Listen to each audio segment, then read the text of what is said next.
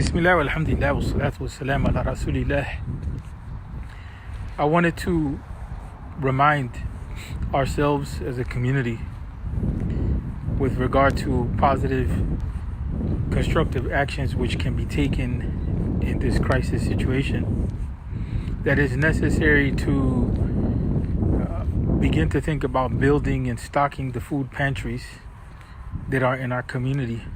And that's something which is essential.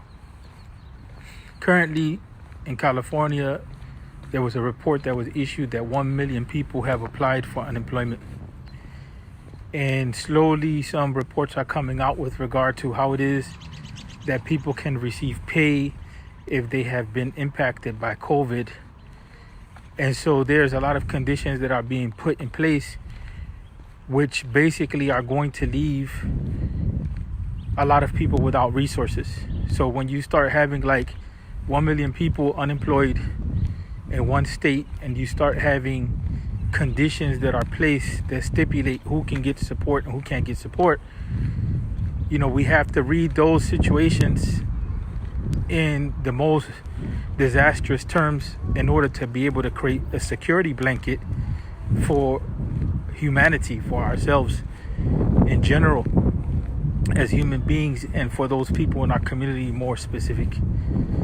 There's a lot of things that indicate that there's going to be issues with regard to people getting access to the resources that they need. And so one of the top priorities that we should have is this issue of supporting food pantries, and in those places that there's no clear food pantry.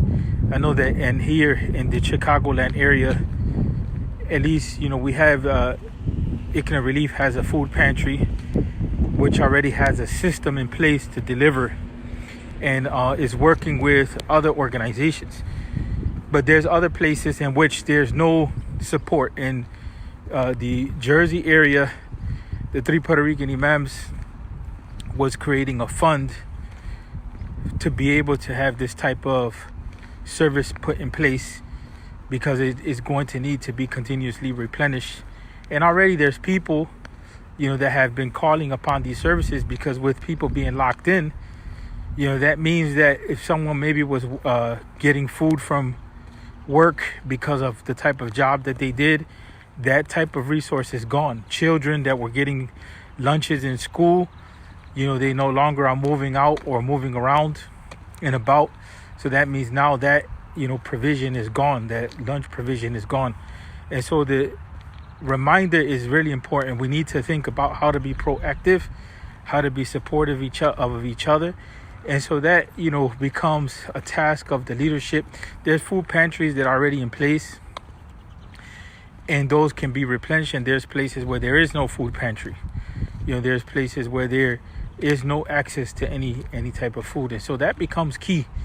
Especially in this time in which people, are not working. The least that we want to see is people that go to sleep hungry. People go to sleep hungry. So I ask people to share this video so that it could be a resource for people to think about how to strategize.